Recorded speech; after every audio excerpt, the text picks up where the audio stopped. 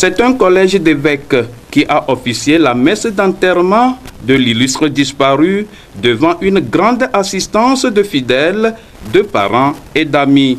Les autorités gouvernementales et institutionnelles étaient fortement représentées à l'occasion, signe palpable de reconnaissance des mérites du regretté, notamment le Premier ministre Commissaire Lomklassou, représentant du chef de l'État, et la présidente de l'Assemblée nationale, Yawa Djigbodi Tchegan.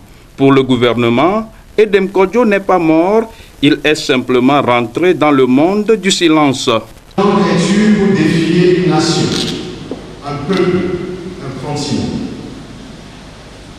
Qui donc es-tu pour nous arracher Edem Kodjo, ancien Premier ministre et ancien secrétaire général de l'OUA? Es-tu la mort? Es-tu Dieu? L'homme se sait mortel, mais sa mort lui demeure. À chaque instant du temps historique, un mystère, l'inconnu le plus absolu et un scandale pour les autres.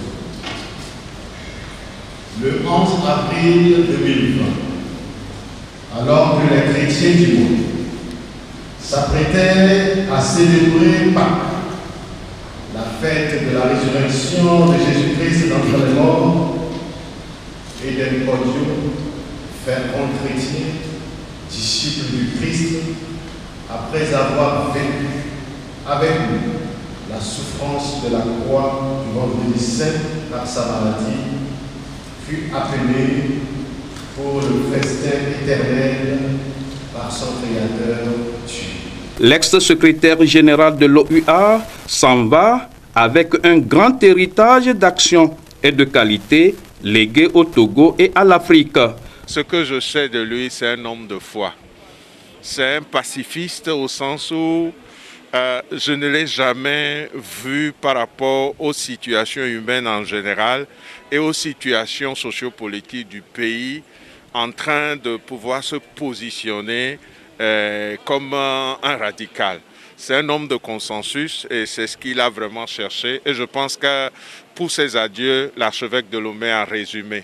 Il laisse un appel à la communion entre tous les fils et filles du Togo pour qu'ensemble nous puissions bâtir une nation à la hauteur de sa grandeur et aussi son souci pour l'Afrique. Comme panafricaniste, je crois qu'il a compris que le Togo, dans la sous-région et en Afrique, doit aller dans le sens de ces grands hommes qui ont compris très tôt que l'honneur de l'Afrique et tout son développement est essentiellement lié aussi à la capacité d'être ensemble. Les œuvres de Edem Kodjo l'accompagnent certes, mais elles devront servir de modèle aux générations présentes et futures.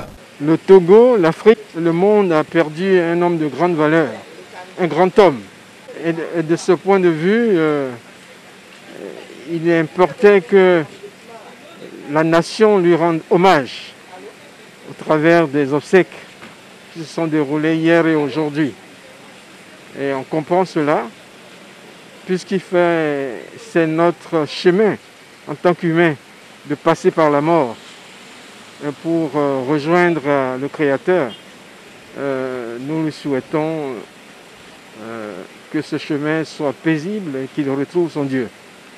Mais pour nous qui sommes les vivants, les valeurs qu'il a chéries pour la nation, que cela soit notre référence, notre lumière.